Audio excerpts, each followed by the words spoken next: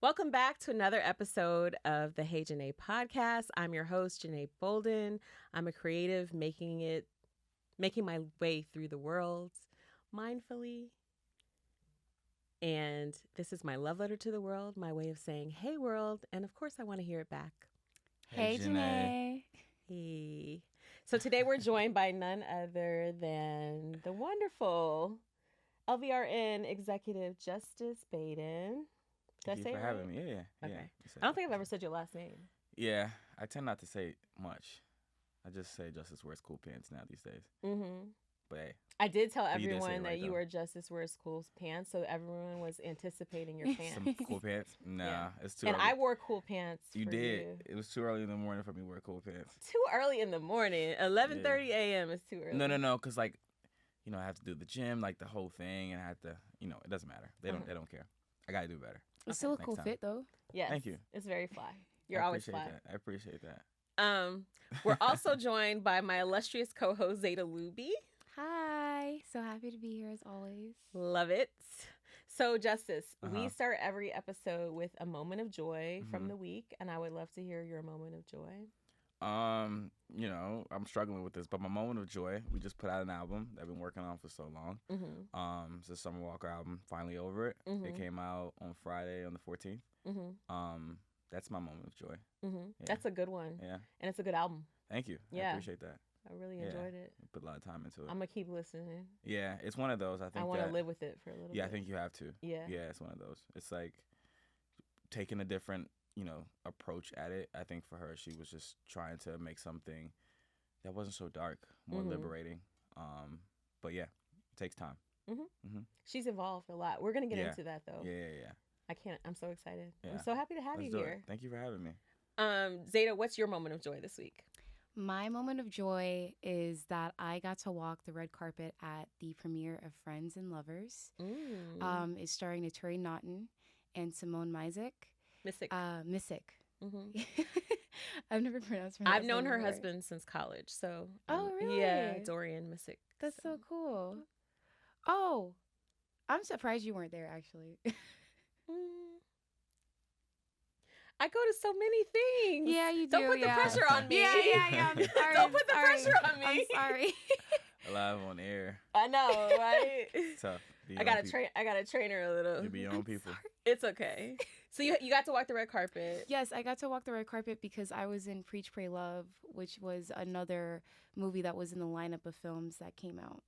It was like What was it called? series. Preach, Pray, Love? Preach, Pray, Love. Do you know where Yes. that's the reference from? No? Okay. Tight. But it was starring Karuchi Trey. Love it. Yeah, so Preach, Pray, Love was starring Karuchi. Mhm. Dope. Yeah, it was a lot of fun working on that, and it was really cool walking the red carpet. Yeah. They called out my name and everything. You know, I love being able to teach you pop culture references that your father did not. I'm learning Love so you, much Zeus. on this show. So Preach, Pray, Love. So Eat, Pray, Love it was a very popular book in the 1900s Oh. that they made into a film in the 1900s. Wow. Okay. So Why did now you say 1900s? because I think it's so funny. I think Because it's so technically fun- it is the 1900s, but I think it's so funny because we're now at an age that Yeah. there's a generation Yeah. that does not know the 1900s at all. They were not alive for the yeah, 1900s. it's ancient. It is. Yeah. And they think like 30 is old. So like It is. Well, I never said that. no, you never said it.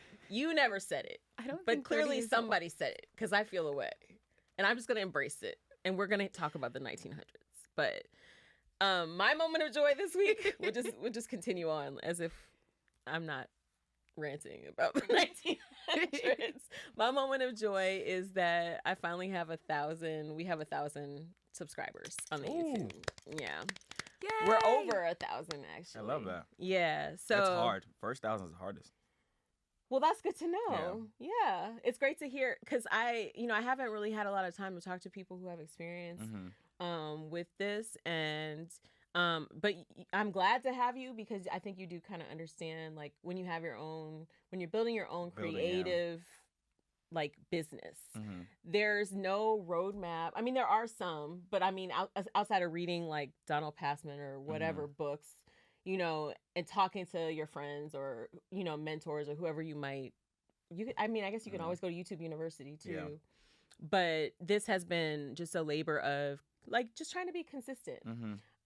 So the consistency seems to be doing well. I'm glad you guys are tuning in. Thanks for checking us out. Feel free to leave a comment. You know, I read all the comments. I try not to respond necessarily if it's not necessary. You know, I love to see you guys having conversation amongst yourselves versus, you know, needing to chime in on every single comment. But I do love to engage with the commenters. Yeah, I mean, I think that, you're building a community, right? So at the end of the day, you guys speak to people. Oh, yeah. Yeah, like hand-to-hand combat. So I think it's important. Hand-to-hand combat, though? Yeah, that's how I look at it. Because, I mean, you're essentially, like, think about it like when you're working out, you know, like the little sled that you push, like the little, yeah. You know, it's always like, I can't I don't use that one. She's our resident athlete, so. Yeah. You don't do that one? No, I do legs. Okay. That's what. But you've done it before, I'm sure. Not that one. I've done it before. Yeah. You push it, yeah. But yeah, like the first third of it is so hard to get started. But once you get in the middle, you get the momentum. That's when you get that momentum. Yeah. And the end is also like the hard part too. So that's just kind of how I look at when you're building things. So like, the first 1,000 is the hardest. Then it's just gonna just like shoot up so fast, and then you're gonna get into a space of how do I grow this past. Plateau. Yeah. That's when it gets harder. No, I experienced that working with companies. Yeah. You know, where, you know, you have your rapid growth and success, and then you have to figure out how to continue to build your audience and increase the audience. So I guess I know a little something, but this is new space. Podcasting is new space for me. People, you know, we talk about it all the time. Yeah. I'm actually an introvert. I don't know if you knew that. No. Yeah, nobody Interesting. knows it. Yeah. Okay. People think I'm an extrovert because people think they see me chose an extroverted, you know, career path. To an extent, writers don't have to be extroverted. So my career path, what I saw was writer. What God saw was something else. So I obey when I feel something, like I'm an intuitive person. So my gut will tell me like, this is a good path for me or a bad path for me. Yeah. How has it been for you, your journey as a creative? Like, how did you know that you were on the right path? Because you started so young. Yeah, I started so early. I was talking about it yesterday to my partner. It's like, we've been doing this for so long. But how did I know I was on the right path? For me, it was just kind of like, it was a little bit stubborn. Like, I don't think that, like, I didn't see any other way, right? It was just kind of like, if I don't do this, then I'd rather just not do anything. So that's just kind of how I just approached it. I approached it as like, you know, Will Smith said there's something like, you know, there's no need for plan B because it distracts you from plan A. That's just how I've always looked at it. Interesting. Yeah. So I think that like I started to get validated in my, you know, ideas or like my thoughts as things started to become a little bit more tangible. You know, but again, I think it also comes from like a self-belief too, right? It's just like people might not see what you see in that moment, but you know, it just feels right. You know, it feels right. It feels like you're supposed to be there at the moment, and when it happens, it's just like, okay, you know, it's happening. So yeah, I mean, I don't know if I necessarily like had like more so like things like divine timing. It was really just like, you know, let's grind this thing out. Yeah. Well, you know, this is such a mindset podcast. We do talk a lot about attracting opportunities. And I know I've heard you talk about alignment in some of your interviews. And even just in what you said, I was curious if you think like sometimes when you have to make that first step or that first decision to try something, do you feel that it is true that the universe will kind of help you once you make that first step? Yeah, absolutely. I always believe that it's really just like, it's not a matter of like if it's gonna happen, it's just a matter of when, right? And like, do you have enough stamina, you know, to get to that point? And also like, are you paying attention? You know, like I think that we get in this space sometimes of just like doing things just to do things in the motion, but you might miss a sign, right? It's just like, I like parallels, but it's just like if you're talking to, you know, if you're interested in the guy or girl, whatever it is, and you might be interested in them, but you're not sure if they like you. Yeah. But you're just not paying attention to the signs. Yeah. Right? It's like it's in the details. Yeah. Right. And I feel like that's just kind of how life kind of should be, or how I looked at my career path is really in the details. It's like certain things that might not be big, but like a small win, that might be important to you. Like something as simple as like somebody walking up to you saying, "Hey, like I really heard this," and like this that's changed my always perspective. yeah. Right? I think those things are really important. But to answer your original question in terms of like the universe meeting you halfway, it's always done that for me, because it's just like you work so hard, and then out of nowhere somebody just says, "Hey, like I have this friend for you," or "I have this person you should meet." And it's just always one of those things that has always been consistent for me. Yeah. But you have to put your all into it. It's just like proper preparation meets like the right timing. So yeah. That's how I always viewed it. That makes sense. Yeah. Now, I didn't fully when I said you're LVRN executive, but you're a co-founder of LVRN. Correct. You're A&R and management as well, right? Yeah. I mean, at this point in time, it's just like just do what it takes to get the job done to win. 100%. You know what I'm saying? Like there's no job. Right now I think that like we've built like something really solid, but like there's no job too small for me. You'll see me like picking up water bottles, doing what I have to do just to make sure that it's done right, because it's just like it's also a quality thing and like a take pride in your work thing. I think that's missing these days. People like don't really take pride in like being proud of what it is that they do. Yeah.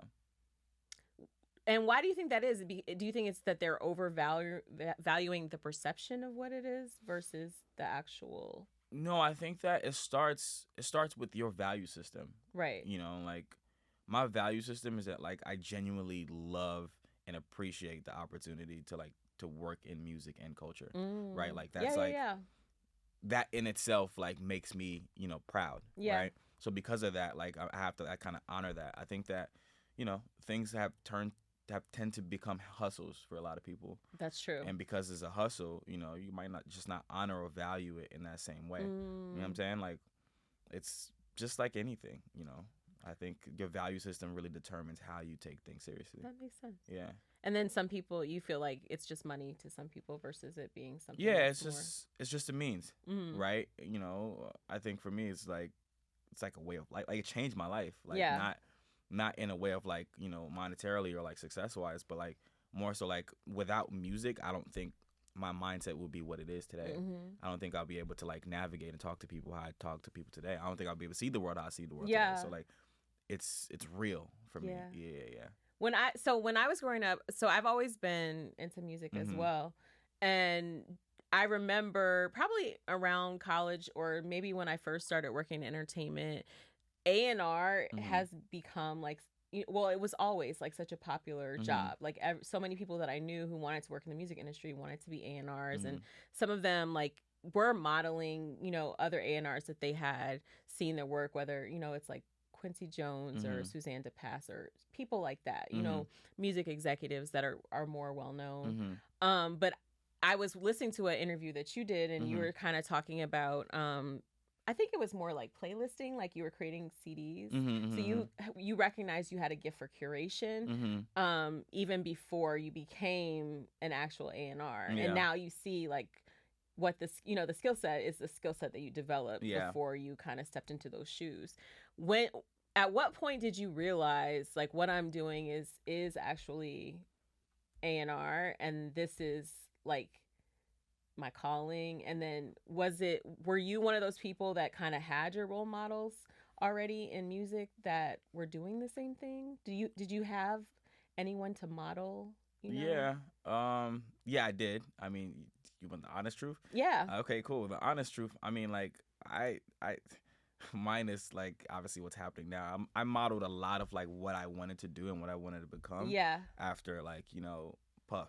And Russell. I don't know if you know who Russell Simmons was, but you know. Okay, yes. Cool. Yes.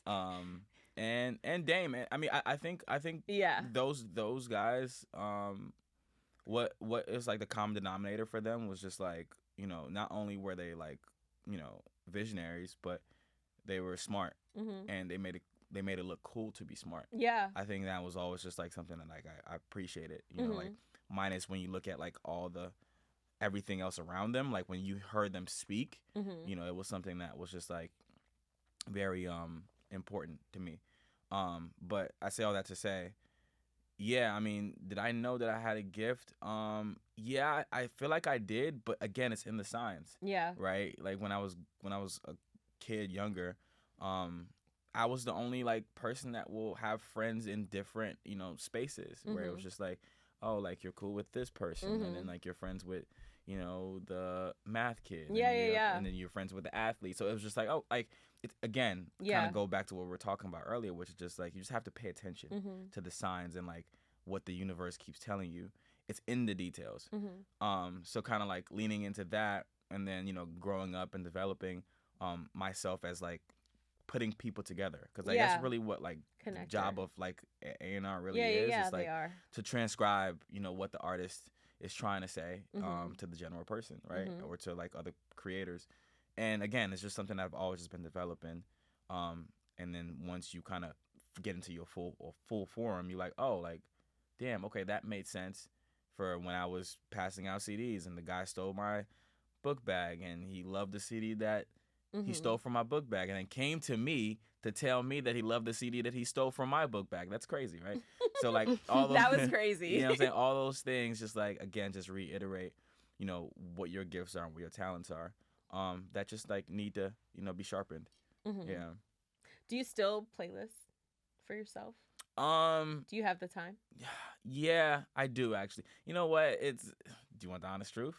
I always want the honest truth. I don't do it for myself. I maybe do it more for like girls. You know, music is like an important language for me. Yeah. So like, you know, it helps you express. Yeah, it helps me express, but more so just like, it also helps me see what type of person you are. If I make you a playlist and I ask you your favorite songs, and you don't listen to it, or you haven't. No, and you tell me your favorite songs, I can see how you think.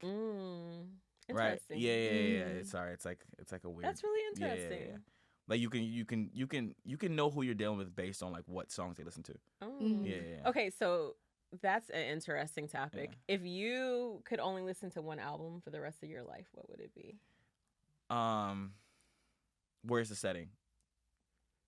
You can choose the setting as well. I could choose a setting. The setting and the project. If I had to listen to one album for the rest of my life, man, I would either go with Frank Ocean Blonde. That's a good one. That's a really good one. Or My Beautiful Dark Twisted Fantasy, Kanye West. Yeah. Interesting. Yeah. I love that album too. Those are two good picks. Life changing for me. Yeah. That's really interesting. What's yours? So I was gonna say, I think it's Sade, Bulletproof Soul. Yeah, it's a great one. Yeah. Outcast Aquemini came to my head as well, and A Tribe Called Quest, Low End Theory, which for me saved my life. It's a project that saved my life. I was living in Iowa, and I was very isolated. And depressed. And that album got you through it. It got me through it. It helped me walk to school every day, which was a painful very important. Place to Yeah. That's how important music is, man. Yeah, no, it's critical. It's crucial. Definitely. Yeah. That actually kind of segues me to mental health. Because part of why I'm doing this is like for mental wellness. Like I want people to learn how to like tap into the things that bring them joy. Like that's why I start off every week with a moment of joy. And one thing I love about LVRN is I remember during the pandemic and you guys coming forward and saying like we're gonna make this mental health initiative. Can you talk about that a little bit? Yeah. So I mean, basically, what happened was, you know, obviously the pandemic happened, and like there was a lot of uncertainty, in people and artists, and you know, the people that worked for me, and you know, just kind of just having to sit back and really realize that like sometimes like again just paying attention to the details, like the tools. You know, I have 5 partners that you know run the company with me, and again we were going through like our tough times in terms of like not seeing eye to eye, which is normal, but like how we were to resolve it, we did group therapy, like we were couples, and we just kind of like went through it, and like, it helped us. Probably a lot of businesses should be doing this. Yeah, and it just helped us express what each other were feeling, because again, you don't know how safe a space is until like you intentionally make the space safe. So when we were getting things out, I'm like, oh wow, this was helpful, and we kind of just like again just zoomed out and really realized that wait, our artists could maybe need this, and our staff could maybe need this, because it just again helps you just again not feel alone, and makes you feel seen, which I think is very important, and also just work through like all the things that all the traumas that like especially the artists, like like music is sometimes we love the dark music, but like can you make it to the other side? What I'm saying? That's the story that you want to be able to tell. So, for sure. Yeah. I've known you, I feel like, has it been 18 years? Yeah, it's been a while. Oh my God. Yeah, when I first started, I think you're one of the first people I met. Yeah. No, I remember, I think I met you at South by. Is that was right? It? Or was it before that? Was it? I don't know. It was a while ago, but I think I've always like, you have an energy. Like I'm big on energy. Like people always tell me, oh, you have great energy or whatever. But I would say the same for you. Like you have great energy, and you also move with like such a confidence and a comfort in your skin. And I think that's something that a lot of people haven't mastered, and it takes a lot to get to that point. And I think even in terms of you working with artists, I can see how like you would be a great A&R, because I think sometimes with artists, they're dealing with like, okay, this is who's hot on the charts, and this is like what people want to see, or this is what people expect of me, and it's a lot. And Summer's been really open about her, working, dealing with anxiety and depression, and just what do you think has helped you on your own, like just you as a person, and carrying that confidence and being yourself and outwardly expressive, and even to choose the name Justice Wears Cool Pants, like I think that's creative, and it's you're articulating without speaking. You know what I'm saying? So one, having that confidence and being able to communicate it for yourself, but then working with the artist and helping them through maybe an anxiety about sharing their own self in that same way, or giving. I think with every artist, they have to give so much of themselves. It's such a personal thing. And how have you, it's two totally different questions, but one is for yourself, and then the other, how do you work with an artist who's trying to figure out how much am I comfortable giving to the world of myself? I think that for me, like, again, you kind of have to break down. I'm really into psychology, and just really break down like how the human brain works, right, and like what those patterns are. And when I'm like thinking about it in terms of just like how to feel comfortable in your own skin, or how to express that, and how to stay true to those things. You start off by like highlighting, again, really paying attention to the details, highlighting what exactly people like about you. What are you good at? And reinforcing those things in your brain, right? Like it's almost just like an athlete. Like when Stephen Curry's getting ready to shoot the basketball, he's worked on it so much that it's not even a thought. It's like second nature. It's not even a thought. So, really, really knowing. I think also a lot of people don't really tend to take the time to know what they're great at. And just want to just like do people a lot. Move from thing to thing. Yeah. But like reassuring yourself in terms of like actually putting in the work, will make it that second nature type of thing, and that allows the confidence to like to feel like it's exuding, but like it's really just like actually this is all I know, right? It's all I know. And for me, I think that like when I'm dealing with artists, trying to help them like bring that out themselves, is really taking the time to just go on that journey and like, okay, cool, like, well, this is what people actually like from you. Like ask next time you interview an artist, ask them like, why do you think people like you? A lot of them don't know the answer. I'm like, oh, because I don't know, because I'm dope or whatever it is. But it's just like, no, like there's a specific common denominator in a fan of you, right? Whether it's your voice, whether it's how you write, your perspective, your point of view.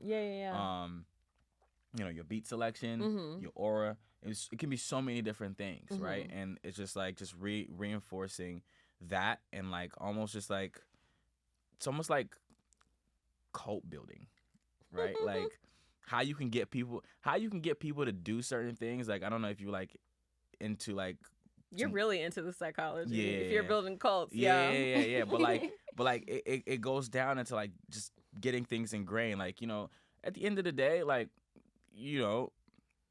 to convince people to come to church every Sunday and to give you their last dollar, that is not. It's not a simple thing. It's not an easy thing, yeah. Right? But again, it's reinforcing something that they believe in deeply to where it's second nature, right? And that's just kind of how you have to look at it as you're building your characteristics out as, a human or an artist or whatever it is. It's just it's the same thing, just different medium. Yeah. Dope. Might be a little controversial, but whatever. So I wanted to ask you a little bit about expanding. So, like, how do you keep the soul of LVRN intact? Like, you talk about knowing yourself, and I think that also applies to the business as well. You guys know what LVRN is. You know who you are. Yeah. But as you grow, like, how do you still keep the core, like, well, core first values? of all, like, nobody told me how hard it was to grow a business. Like, just, like, that's the real vulnerability in this, like, question. But, like, I don't know. I'm still figuring it out. Because, like, it's, like, to scale. And, like, right now we have, like, maybe about 24 employees. How do you keep the soul in all of that? And, like, all those people and, like, globally and, like, always on a plane and, like, all that stuff. Like, it's tough. Yeah. It's really tough. And I don't have the answer for you. Yeah. I think just, like, I think it starts from the top down. Making sure that, like, we always reiterate, like, the soul and the point of the company and, like, the type of artists that we work with and what the goals are. But I don't have that answer, to be fair. I'm trying to figure it out. And if you find it, let me know. Yeah. I ain't got it for you. Okay. Yeah. Fair enough. Well. I think you guys are doing a good job, though. So you're I figuring it out. Yeah. I'm sure it's like trial and error and having a lot of smart people around you, because you guys are a bunch of the smartest people that I know. Oh, thank you. Yeah, for sure. Tunde, Amber, Sean. I don't know Carlin as well. He's probably the newest person that I've known. Junia has always been super kind, and I've enjoyed. And then now my friend Erica Grayson is working with you guys. Yeah. So that's been... She's fantastic. Yeah, no, she's incredible. Yeah. She's one of my closest friends. Oh, wow. I didn't know that, yeah. She's great at, like, helping me with whenever I have a question. She's great advice and also just super warm and loving. Yeah, she's fantastic. Yeah. She's so warm and loving. I'm like, Erica, how do you have so much love to give? But she's also like, has a little angry, love like to give. I don't understand it. I don't know. Maybe I'm not that loving. Maybe I got to go back to therapy. I don't know. We'll figure it out. So you stopped? It's not a continuous thing? Yeah. I feel like I graduated. I didn't feel like negotiating with therapists Interesting. anymore. I started becoming late to my therapy sessions, and my therapist was like, usually this is a sign that, like, you don't really need it right now. Yeah. When you're not. I just didn't feel like negotiating anymore. So you were negotiating with your therapist? Yeah, it's just like, what do you think I should do? And, like, they'll tell me what to do. I'm like, You didn't want to do what they were telling you? Yeah. I think that is one of the hardest things about... I'm in my rebellious phase right now. Yeah. I mean, I think we all go through, like, different eras. And I'm in the era that I'm in right now is just, like, super rebellious. Yeah, just doing things I shouldn't be doing. But normally knowing that I'm doing things that I shouldn't be doing. Sometimes you got to live a little. Yeah, it's for you got to make mistakes. I'm really into stories. Yeah. And story arcs. Doing it for the story. Yeah, I'm really in, I don't understand. I'm really in this. Like, I really have dedicated my life to this game. Yeah. I love it. I do love it. Okay, speaking of that, I did actually want to ask you, is there anything that you thought was like a failure or a mistake, but now you're actually really glad that happened? Yeah, not really. I don't know. I think life is about perspective. I agree. We talk about perspective a lot on here too. Yes. Yeah, I think you need to fail. You need to fail as many times as you can to where, like, you build that callus so it doesn't feel like failure. You know what I'm saying? Like,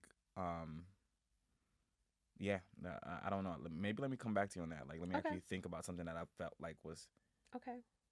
yeah. Okay. I'll come back to you there. That's cool. I got another question queued up because you brought up eras.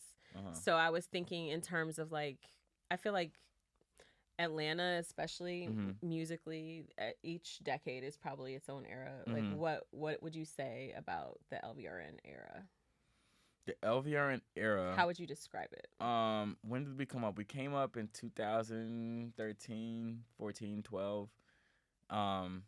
Yeah, I think Atlanta was thriving in finding what it felt like to be independent. But you know, again, a lot of it was male leaning music. A lot of it had to do with, you know, youth culture. But I felt like one, I feel like everyone was missing the point of music. You know, if you're in music to like be successful, you make music for women. Like, you make music that caters to women. And I get it. You know, I think like all the other stuff is cool, but like there was such a huge gap. You know, in terms of just like, you know, building a real fan base. You know, talking to like, you know, a specific audience and really just trying to like cater to that. And you know, I think that also played into like the name choice, Love Renaissance. And really just trying to just like, again, just inflict a change that I felt like, you know, as the music industry was changing and trying to figure itself out, I felt like it was just like a missing, you know, component, especially in Atlanta music, which was just catering to women. So that's just kind of like the ethos of like how the company was built, and like, you know, taking left of center artists and left of center ideas and kind of just making them, you know, mainstream. I think that was just like the goal. So yeah, when we were coming up, who was around? Who was around then? Damn. Like that 2012 era? I yeah, feel like it was Future, like Drake. no, but they were already big. I'm talking about like Who was coming, breaking. It was just at like that point. 2-9. Oh yeah. You know, Fat Man Key. Yeah. Like that era, Yeah. right? Like OG Mako, Yeah. RIP. You know, like those are all like, you know, our peers, Yeah. right? But again, they did something completely different, you know, and we did something completely different. And it was interesting, like, you know, because at the end of the day, you almost want the respect of your peers. Like, y'all don't really like this type of music, do y'all? And you realize that, like, you know, I think that once you start to like, your ideas become, you know, again, more tangible, then the respect starts to come. So just staying in that path was important. Yeah. I need a longer episode with you, Justice. Oh, okay, sure, whenever. Okay, cool. Yeah. I'm glad we can have a part 2 later. Yeah. So I have a couple orders of business to get into. We have regular segments. So I have a segment called C Stream Skip. So C Stream Skip. Okay. So for C, Hamnet is what I'm recommending people to see. The film stars Jessie, Buckley, and Paul Mescal, and is directed by Chloe Zhao. It's in theaters December 5th. People think it's related to Hamlet or about Hamlet. It's not. It's more about... You know who Hamlet is? Yes. Okay. Just making sure. I just want to make sure. She went to school. No, I just want to make sure, you know. So it's more so about Shakespeare's wife. Okay. And so Jessie Buckley plays his wife, and this is just a beautiful film. Visually stunning. The set design is probably one of my favorite things about it. Yeah. Okay. Went cool. to a screening yesterday. So that would be my C. My stream is Finally Over It. Okay. Great stream. I think it's a great soundtrack for letting go of narratives that don't serve you anymore. And I think it's collaboratively, like, I really love like that there's a lot of different features on there. I know she worked with quite a few producers and that she's worked with before, but I think I see more. Did you work with more producers this time? Yeah, we did. You know, just like in terms of like the theme of the album, again, it was supposed to be like the celebratory. She's getting married, and we wanted it to feel like that. We wanted it to feel like a big party, you know. So like, you know, every wedding you might have your drunk uncle, or you might have, you know, your crying best friend, or whatever it is. So like, we wanted to like kind of just make it this whole event, almost eventize it, if anything. because all the other albums, the space that she was in, she was isolated. She felt isolated. So like the music kind of reflected that. And I think where she is, she's open to even speaking more, and like she's doing shows and all that stuff. So I saw she's her in a different space. So yeah. At the Boys Mind tour, she came on with Kelly Rowland. I love to see that. Yeah. But I do love to see the community coming around her, and having Lotto and Sexy Red and all the girls, collaborating together. Slim, I'm a big fan of Slim. Yeah, Slim's great. Yeah. So definitely recommending if you haven't listened to Finally Over. Yeah, you should listen to it. What are you doing? I wish we had more time. I want to talk about the Old White Man. Okay. That's part of the campaign. How? Just where the hell did that come? I just think it's creative. And then you had, I think, it was at the event. What event was it? VMAs that she was walking the carpet with him, like on her Anna Nicole. Yeah. I mean, it's her brain, right? Like, I think that, like, the funny thing is that, like, although it's funny and entertaining, like, there's like a social commentary she was trying to have. Right? Which is just like, is this what my options are? Yeah. Like the dating pool right now isn't so great. Is this what I have to result in? Right? Even though she's not going to. But it's just like the irony of it. It's just like, no, it was this is what really y'all want me to do. Yeah. So, that was the conversation. I think she was just trying to have a conversation, but still be entertaining, if that makes any sense. Oh yeah, no, it's. I think you guys always nail it. You nail it every time. The marketing is amazing. Thank you. I've enjoyed watching you and Amber. I think it was a panel at. I forget what was it. Was it Blavity Fest? Blavity, yeah. Blavity, yes. Yeah, so I definitely wanted to talk to you about that. Okay, so skip is the last part of the segment, and usually it's just about an attitude or something. So I'm gonna say skip conformity. So I'm skipping anything that tries to shrink me, box me in, or tell me to be realistic. I think we're people who we're not realistic. We're living lives that are not realistic. But I mean, I think that what it says is like, it actually is kind of realistic. Like if you, like you said, if you want to stick to your plan A and you never have a plan B, like that's pretty realistic that you're going to be successful at your plan A. Yeah. But what is realistic in an artificial intelligent world? There's nothing real. Yeah. Like what was like anything's possible at this point. Yeah. Right. And it's always been that way. Imagine if, they told Steve Jobs to be realistic. Imagine if, they told, I don't know, whoever invented something, this mic, to be realistic. Like it's like, true. It's like, be realistic means just like, don't see outside of the realms of what's possible. And that's limiting. I agree. Yeah. Yeah. We're getting rid of limiting thoughts. Yeah. Okay, so I do an affirmation for every show. And I think we're going to stay on the same path. So today's affirmation is, I'm living big, dreaming boldly, and moving like expansion is my birthright. I don't shrink. I don't fit in. I rise and I make room for the life I truly want. Love that. So we'll leave it on that note. I want to thank you again for joining us. Thank you for I having definitely me. am going to text you again and be like, Justice, you got to come back. Let's do it. I'll try to do later in the afternoon. Yeah, no, it's cool. Okay. I was up, but it's just like, just trying to fit everything. You have a lot. I know you're a busy man. Fit everything in the window before, because right now I have to go to the office. So like I was like, how can I get everything done and do this and go to the office? So yeah. I appreciate you fitting me into your schedule. Thank you for having me. Anything for you. Ooh, I love it. Well, thank you so much for joining us. This has been another great episode of Hey Janeé, my love letter to the world, my way of saying hey world, and of course I want to hear it back. Hey Janeé. Hey Janeé. I didn't know it was gonna come back around. Yeah. I like